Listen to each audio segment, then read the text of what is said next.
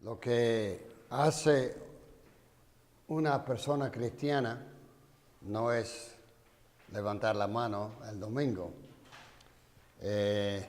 no es tomar una decisión de ser una persona diferente, no es una reforma de carácter, no es mejorarse, sino es cuando el poder de la resurrección de Cristo comienza a actuar en la vida de uno. Un cristiano es una persona que tiene el poder de la resurrección de Cristo fluyendo a través de su ser. ¿Está usted consciente de ese poder en tu vida? Porque eso es lo que es un cristiano. No es una persona que tiene unas doctrinas y lo cree. Es una persona que vive por el poder de la resurrección.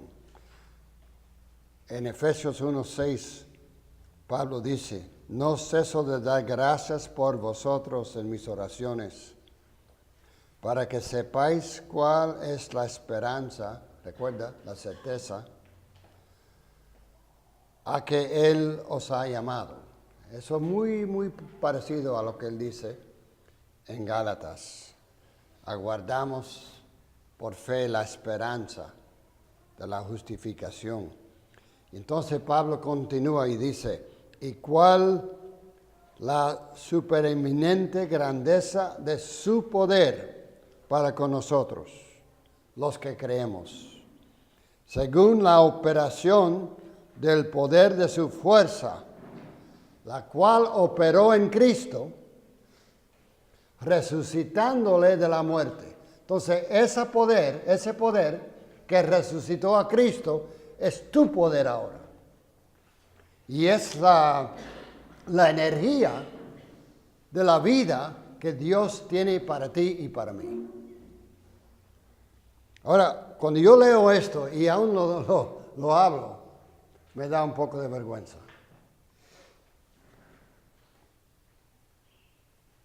Si tú vivieras conmigo una semana, en mi casa conmigo, ¿podías tú ver las evidencias de ese poder en mí? ¿Podía yo verlo en ti? ¿O es nuestra vida cristiana una vida normal? Moral, pero normal.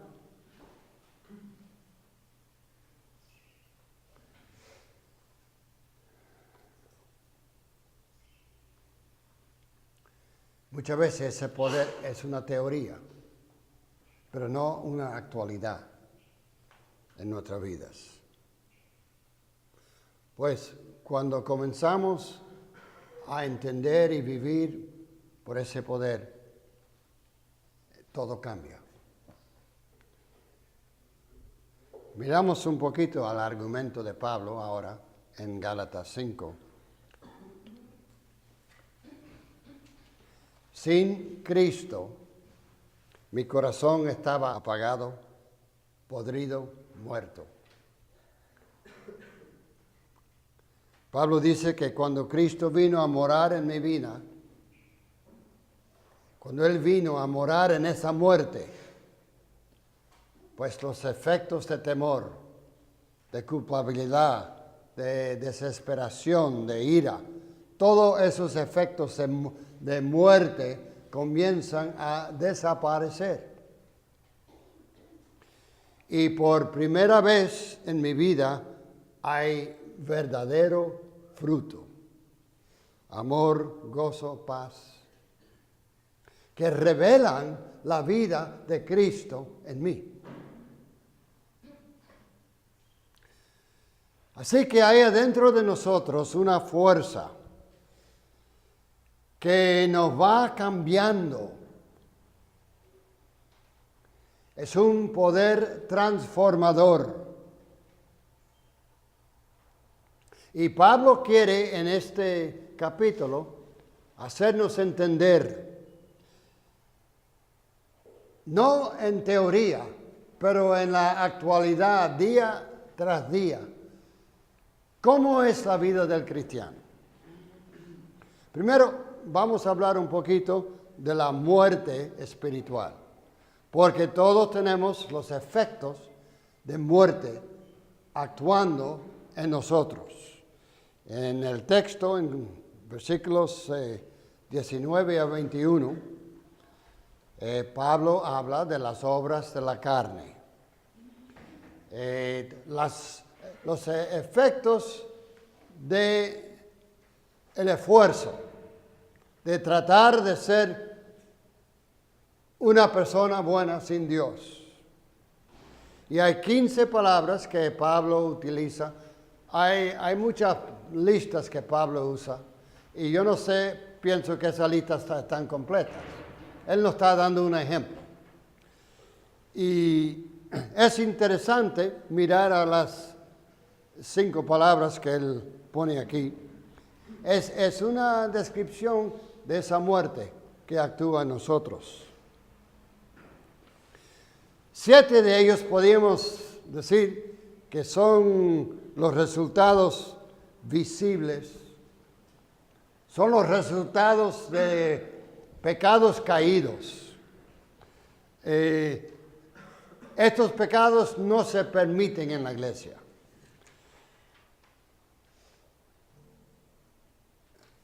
Tres de esas palabras tienen que ver con el sexo. 2 tienen que ver con el abuso de sustancias. 2 tienen que ver con espiritismo y brujería. 8 de estas palabras, a mí me gusta llamarlos los pecados permitidos. Estos son los pecados que se tolera en la iglesia. Y quizás debemos mirar a estos un poquito más, porque lo pone ahí en esta lista. Por ejemplo, enemistades. Fulano cruza la calle cuando ve a fulana caminar por la otra acera, porque son 2 cristianos que van a la misma iglesia, pero no se hablan. Pleitos. Mi matrimonio no funciona porque siempre estamos peleando. 2 cristianos. Celos. Mi marido no me deja salir a la calle porque es tan celoso. Cristianos. Iras. ¿Por qué vengo yo a la casa tan lleno de ira? ¿Por qué tengo ira contra mi familia, mi esposa, mis niños? Contiendas. ¿Tú has estado en una reunión de iglesia a veces? Una reunión de asuntos de la iglesia. Contiendas. Disensiones. Uno propone y el otro dispone. Herejías. Cuando llevamos a un concepto bueno a un extremo, ya llega a ser una herejía. Pues estos pecados están entre nosotros. Por eso yo lo llamo los pecados permitidos. Y a veces yo creo que son peores en la iglesia que afuera de la iglesia. La gente dice, bueno, somos humanos.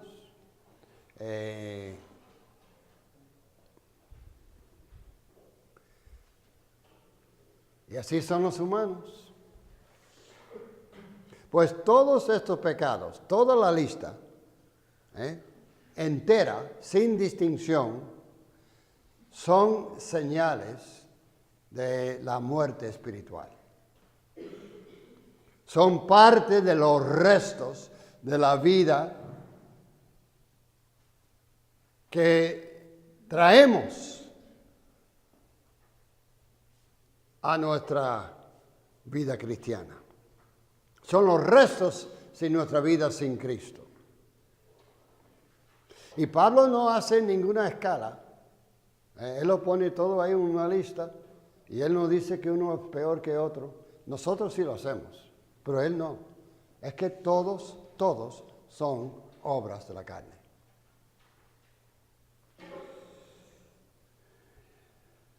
En un sentido, la vida de la resurrección de Cristo no ha entrado ahí, en ese lugar en mi corazón, para dar vida. Y hay muerte. Entonces, hay las señas de vida espiritual. Pablo lo llama fruto. Y esto es precioso. Es la descripción de la vida cristiana. Pablo describe la vida cristiana aquí. Y él lo pone en términos de fruto. Y hay 9 frutos o fruto. Parece que es una entidad. Así es como es un cristiano cuando la resurrección de Cristo está actuando. Cuando el Espíritu Santo tiene posesión de esta persona. Y Pablo lo describe en esta forma maravillosa. Y por eso yo creo que sería bueno, porque hablamos tanto del pecado, me gustaría tomar un ratito para hablar del fruto del Espíritu, para que tengamos una visión de lo que es esta vida y cómo se ve en cada uno cuando está funcionando. Me gustaría primero definirlo, cada fruto, y entonces dar el opuesto, lo que no es, lo que es, lo que no es, y también la falsificación, porque todo se puede falsificar.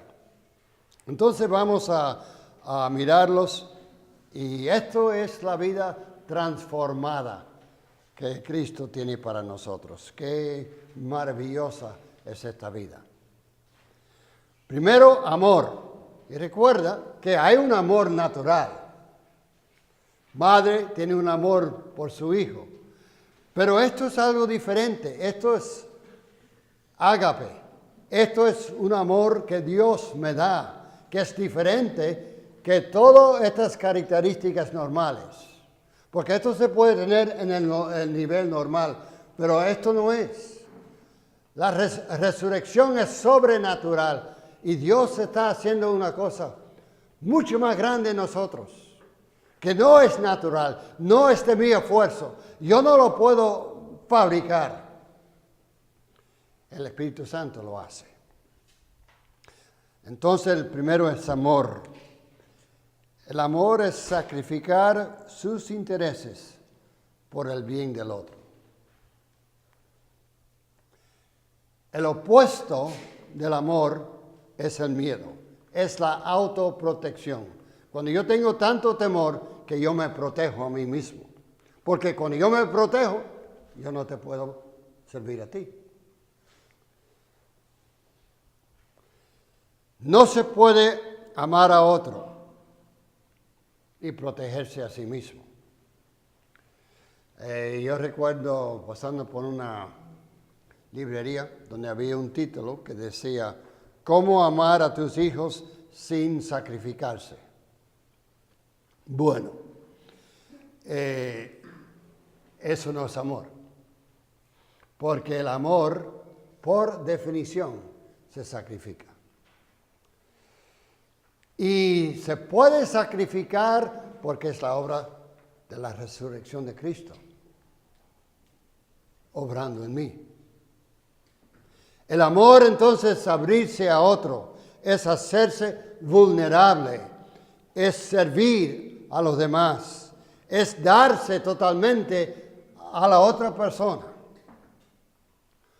Su falsificación es la necesidad egoísta de afecto.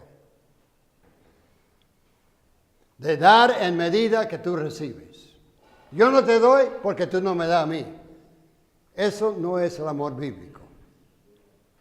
Usando la gente para llenarte a mí mismo no es el amor bíblico. El amor bíblico es entrega.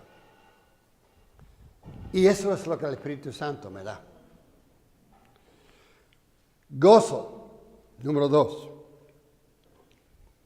El gozo y el amor son gemelos. Amor es horizontal, pero quizás no lo has pensado, el gozo es vertical. El gozo bíblico es el reconocimiento agradecido a Dios por todo lo que Él ha hecho. Casi siempre ese gozo se ve en nuestra alabanza. Es algo que sale de nosotros, pero un regocijo hacia Él por lo que Él ha hecho. Es un deleite en Dios, un deleite en todo lo que Él es como persona y lo que Él ha hecho por nosotros.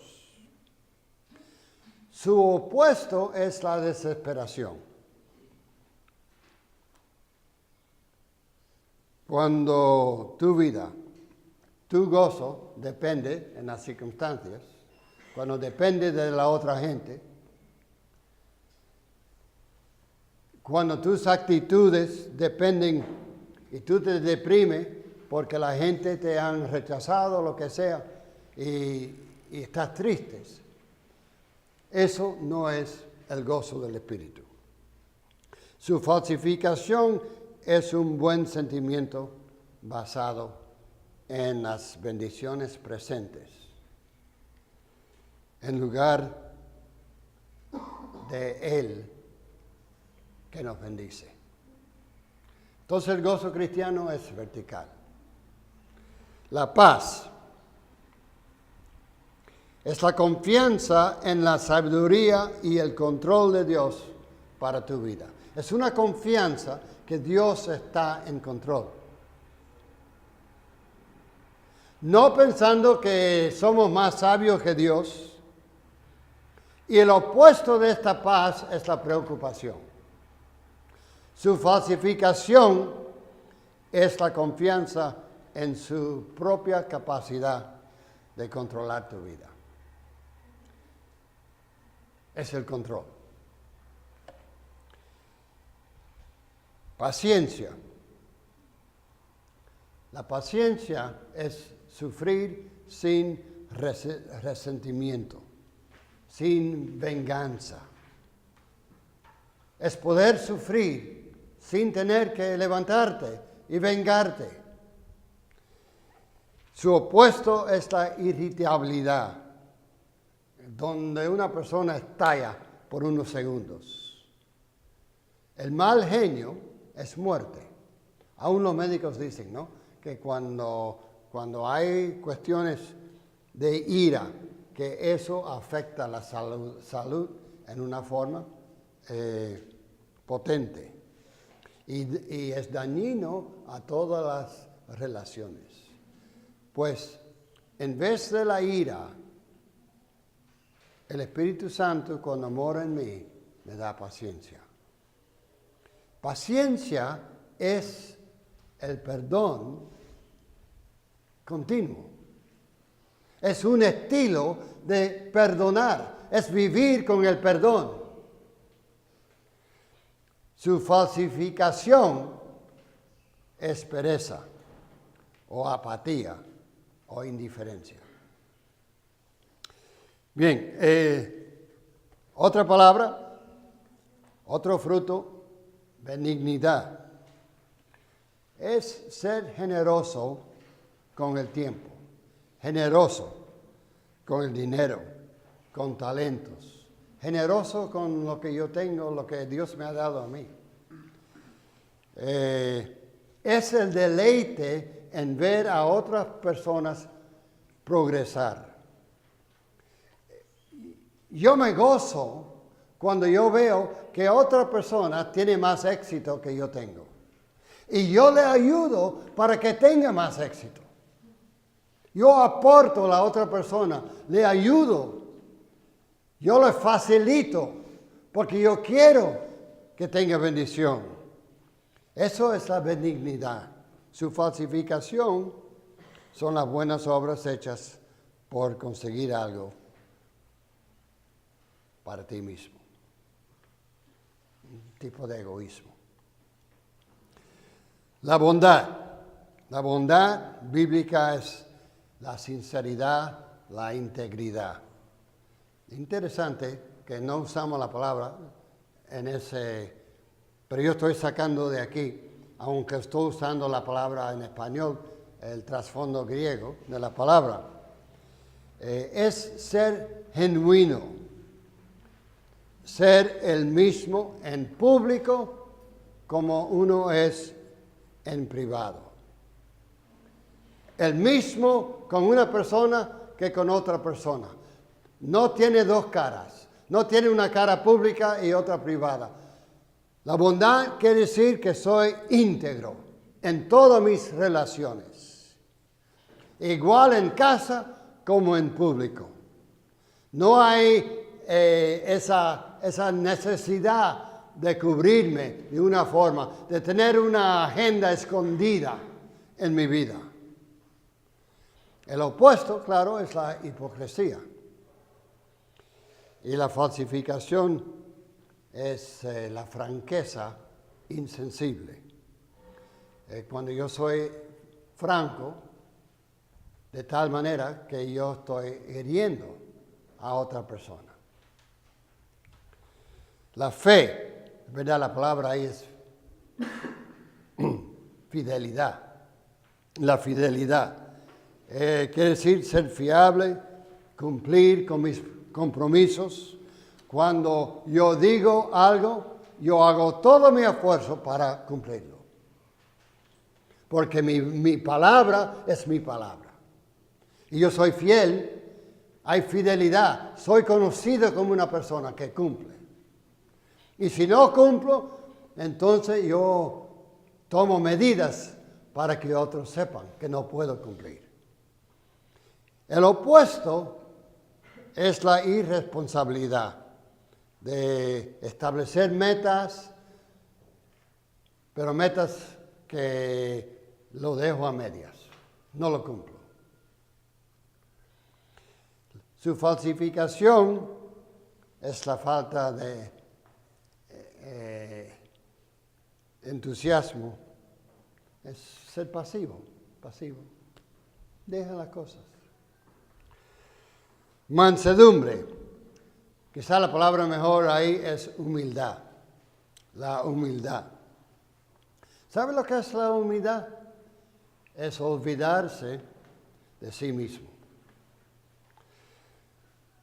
No es pensar menos de uno, es pensar de uno menos. Una persona humilde es una persona que hace todo pero no piensa en sí mismo. Se olvida de sí mismo. No tiene una conciencia de lo que otros están pensando. Porque está seguro.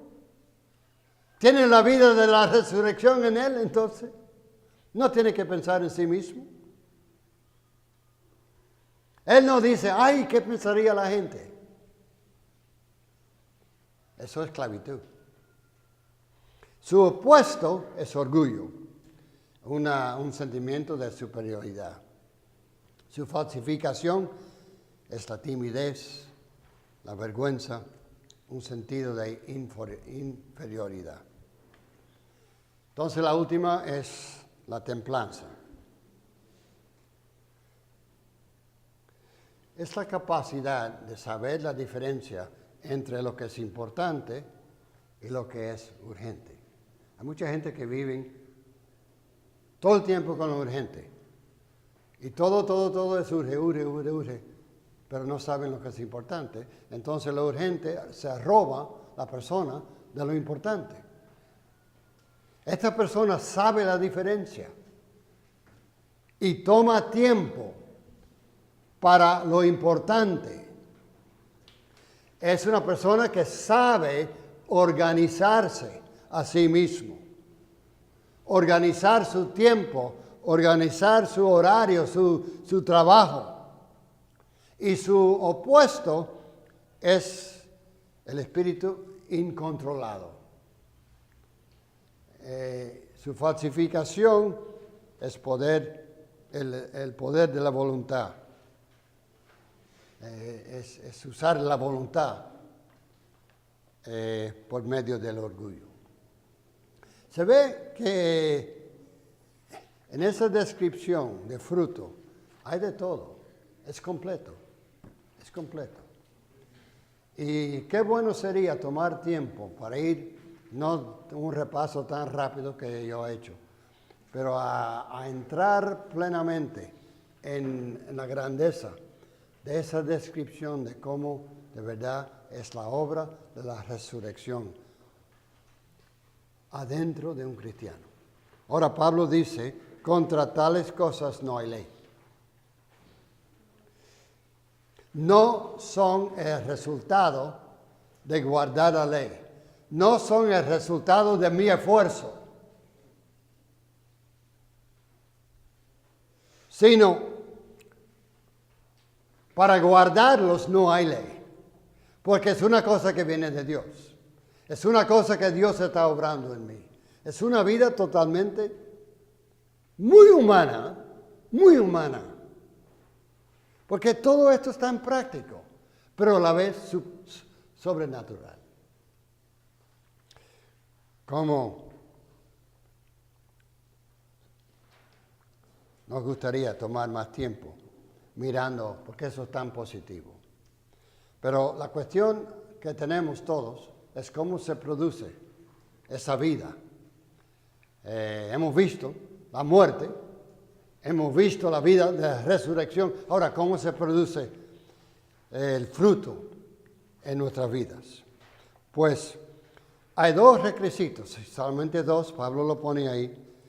Uno negativo y otro positivo. Versículo 24. Lo negativo. Crucificar la carne con sus pasiones y deseos. Es lo primero. El 25, vivir o andar por el Espíritu. Estas son las dos cosas que la vida cristiana no es tan compleja si lo entendemos. Pero ahí está la base de vivir la vida de la resurrección en Cristo. Ahí está la base. Vamos a mirarlos un poquito. Primero hay que crucificar la carne. Quizá debemos repasar lo que es la carne. La carne en un cristiano son los restos de la vida vieja que actúa en mí. Los hábitos y las estrategias y los patrones de conducta que yo he aprendido, porque yo siempre he vivido mi vida tratando de llenarme sin Dios. Y ya yo he desarrollado todo tipo de patrón en mi vida. Y eso está muy arraigado dentro de mí, pero muy arraigado. Y la energía de la carne, como hemos visto el otro día, la energía es la palabra epifumía. Esos deseos fuertes, esos supradeseos que han sido torcidos por mi pecado. Dios me ha hecho un ser lleno de deseo, pero el pecado tomó esos deseos y lo torció. Y son muy fuertes, son muy intensos, muy compulsivos, muy grandes, y están ahí en mi corazón. Y hemos dicho que esos deseos son la raíz de toda idolatría. Y esa idolatría está a raíz de la carne. Ya tenemos el esquema.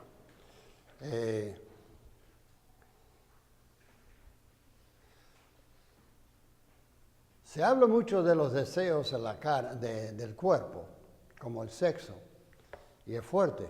Pero hay otros deseos que aún son más fuertes, y son los deseos del alma. Hay deseos como hambre, como sed, y el cuerpo lo exige para la vida. Pero igualmente los deseos del alma son tan importantes, aún más importantes. Los deseos de amor y seguridad y valor. Ahora hay una persona sin Dios, porque todos nacimos sin Dios. Y hay una persona que comienza a buscar su vida sin Dios. Y él comienza a desarrollar en sus corazones diferentes soluciones para satisfacer estos deseos. Yo puedo lograr lo que yo necesito por lo que yo hago, o por lo que yo tengo, o por lo que yo soy como persona, por mi personalidad. Y ya comienza a desarrollar un carácter, unas estrategias. Y cuando yo te nombro a ti, ya yo tengo una visión de esas estrategias, porque eso es parte de tu carácter.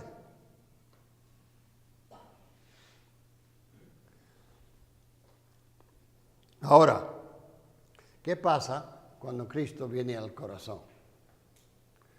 Así yo soy sin Cristo.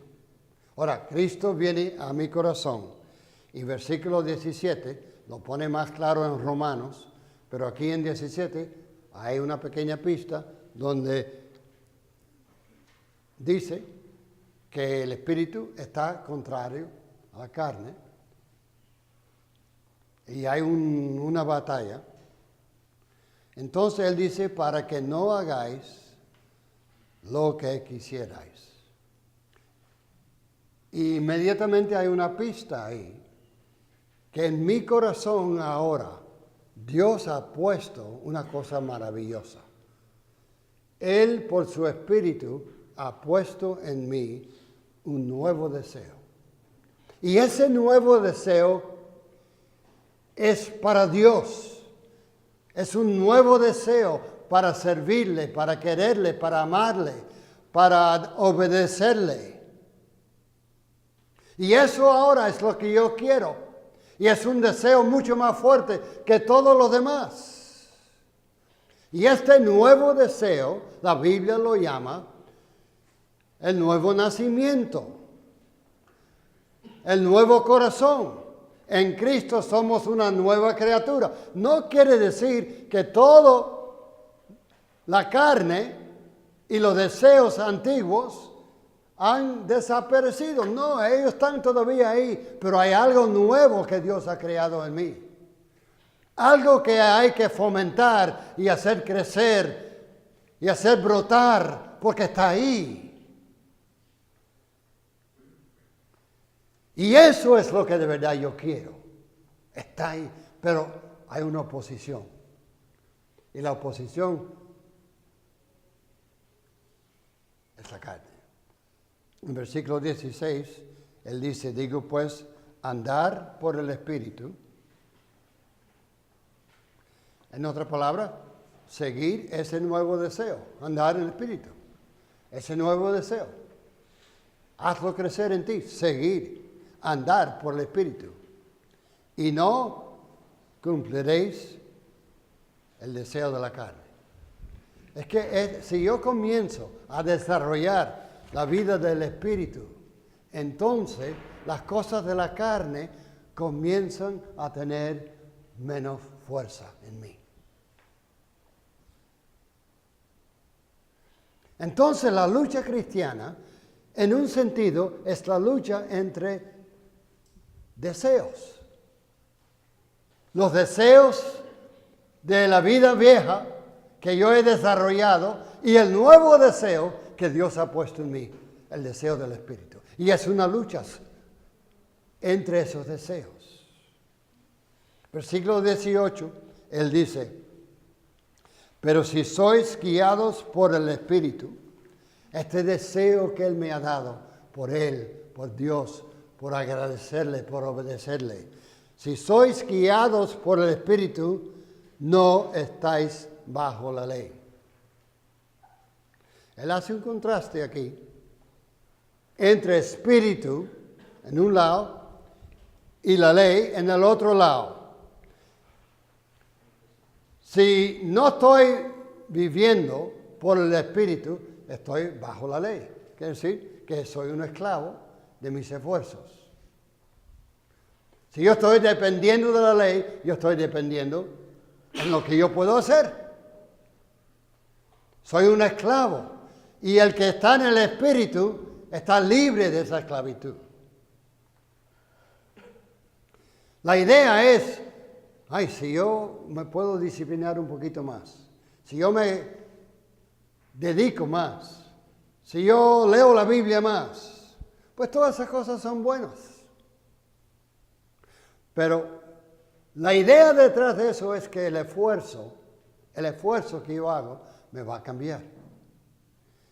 Y en vez de cambiarme, me decepciona. El cambio llega a ser una esclavitud.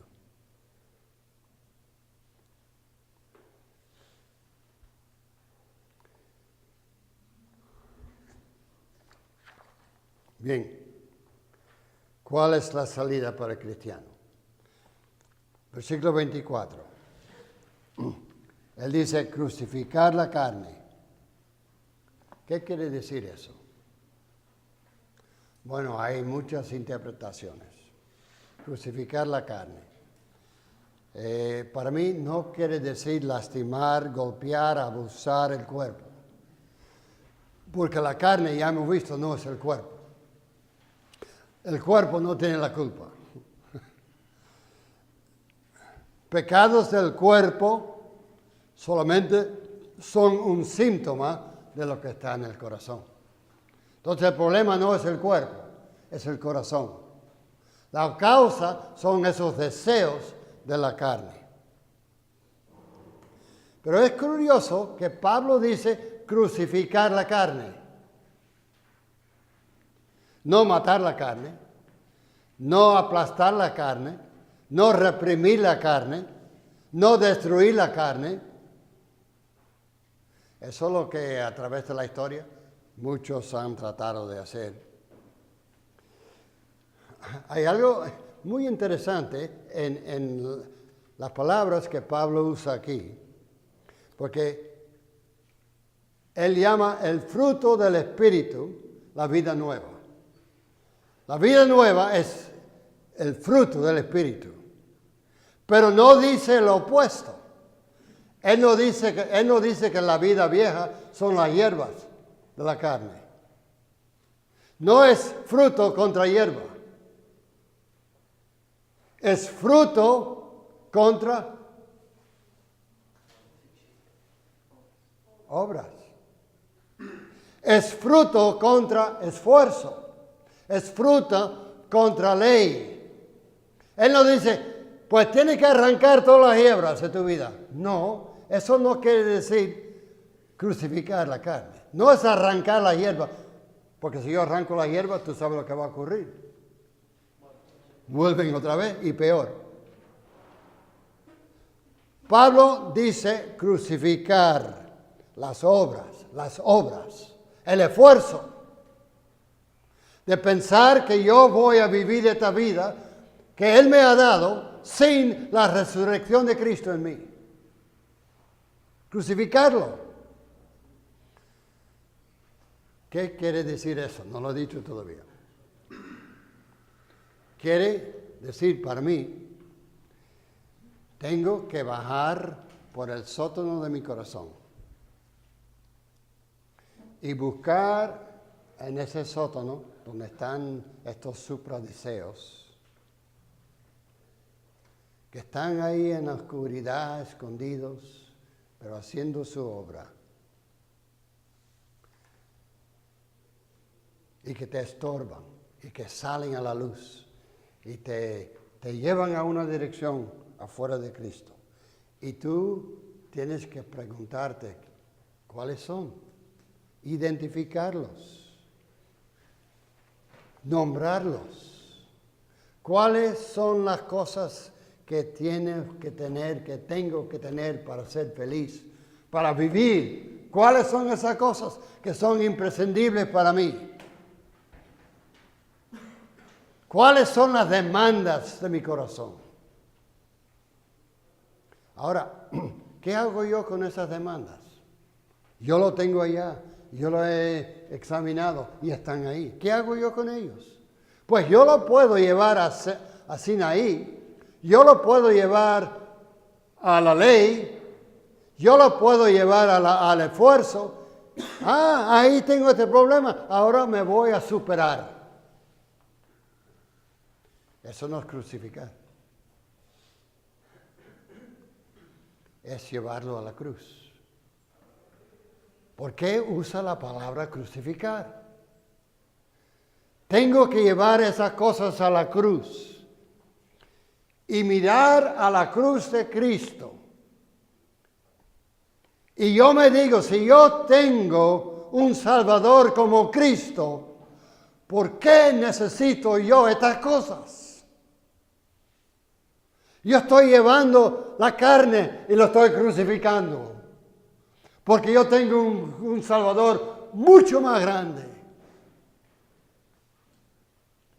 Y estoy enamorado de Él.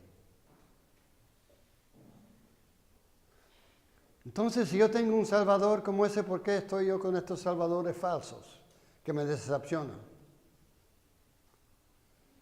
Y que producen esas obras de la carne. Entonces, crucificar quiere decir desenmascarar. Quiere decir revelar, exponerlos a la luz de la cruz. Llevarlos a la cruz donde podemos ver lo pobres que son. Eso es lo negativo. Ahora lo positivo, versículo 25. Andemos por el Espíritu.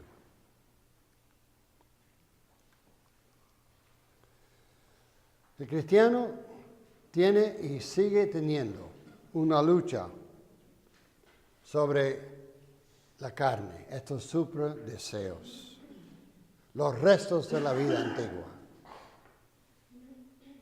Bien, ¿qué es el secreto de la vida de la resurrección? Es andar, una metáfora para vivir, andar en el Espíritu. Y aquí hay una sorpresa, porque si estudiamos el Nuevo Testamento y más que dijo Cristo, entendemos que el Espíritu tiene deseos también. El Espíritu tiene un deseo que ha puesto en mí. ¿Sabe lo que es el deseo del Espíritu? ¿Sabe lo que es la pasión del Espíritu que mora en ti? Pues Cristo lo dice, ¿no? Lo hemos leído. En Juan 16, Él dice, pero cuando Él, el Espíritu de verdad, venga, os guiará en toda verdad, porque no hablará por su propia cuenta, sino que hablará todo lo que oiga y os hará saber lo que habrá de venir. Él me glorificará, porque tomará lo mío, lo de Cristo, y os lo hará saber. El Espíritu Santo toma toda la gloria de la cruz, todo lo que Cristo ha hecho, y lo hace mío. Eso es el deseo del Espíritu. El Espíritu desea a Jesús. El Espíritu eleva la obra de Jesús. me dice, mira a Jesús, mira lo que Él hizo, mira su belleza, mira su gloria, satúrate de Jesús y su cruz, mira lo maravilloso que es, camina con Él, medita sobre Él, toma tu tiempo enamorándote de Él y lo que Él hizo.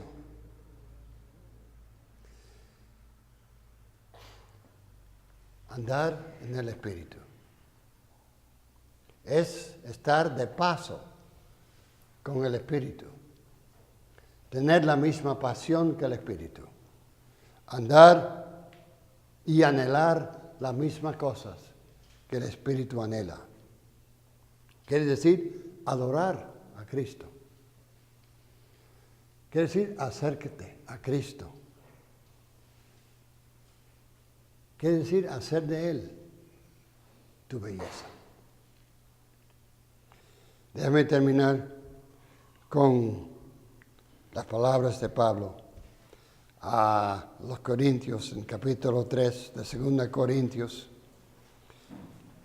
Él dice, porque si el ministerio de condenación tiene gloria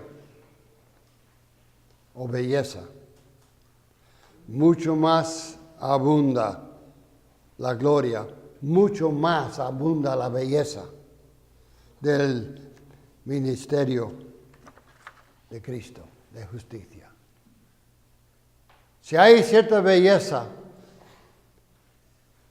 en la carne, mucho más la belleza de Cristo. Ahora bien, Él dice, el Señor es el Espíritu, y donde está el Espíritu del Señor, hay libertad. Pero nosotros todos, con el rostro descubierto, contemplando como en un espejo la belleza, la gloria del Señor, estamos siendo transformados en la misma imagen, de belleza en belleza. Cada vez se pone más bello, cada vez más atractivo, cada vez más glorioso, como por el Señor, el Espíritu. Andar en el Espíritu. Pues esto es las buenas nuevas del Evangelio de Jesucristo.